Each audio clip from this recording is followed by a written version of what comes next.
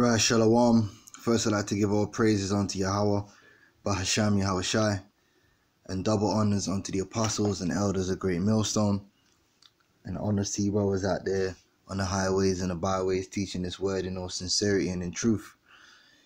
And I just want to land back off the brother Yashawamba here. He's going into Romans, the 11th chapter, breaking down how, the natural olive tree and the wild olive tree are both Israelites. I mean, by the very definition, a natural olive tree and a wild olive tree are both of the same kind, okay?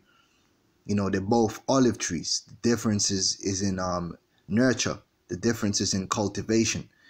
You can get a blueberry on a vineyard and you can get a wild blueberry. They're both blueberries. The difference is that the blueberry on the vineyard has been cultured. It's been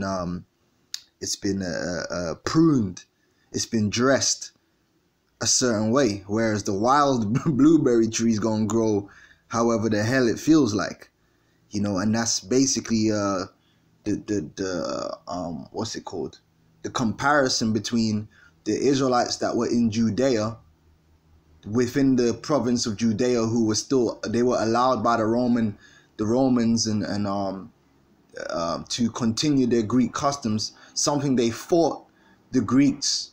When you go into the time of the Maccabees, they fought the Greeks to retain the Hebrew customs, and the Romans allowed them to keep those Hebrew customs. So they were raised in the culture, natural culture of being a Hebrew, an Israelite, with the law and everything. Whereas you had Israelites that were Hellenized, that were scattered among the nations. They were wild. They have to tell, oh, that's a wild child, wild, just completely out of order. Okay, so that's what that's talking about. But I want to home in, because the scripture in Romans the 11th chapter speaks about certain of the natural branches being broken off. All right, and then certain that were part of the wild olive tree being grafted into that tree. Now, let me read that for you real quick.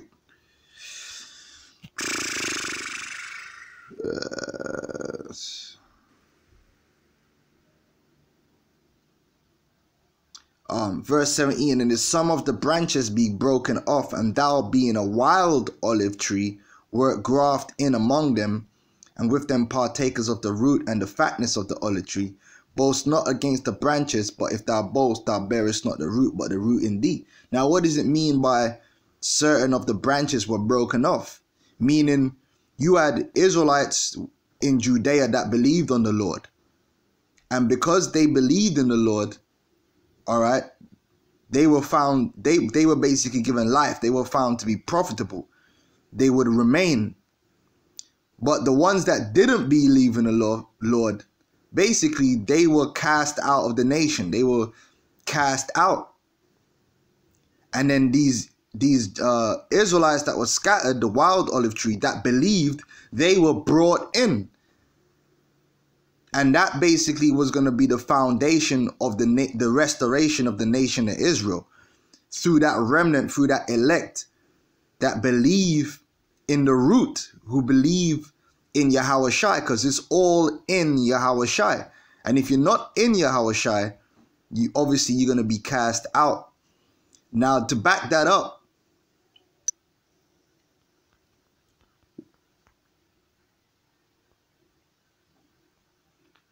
let's get this scripture.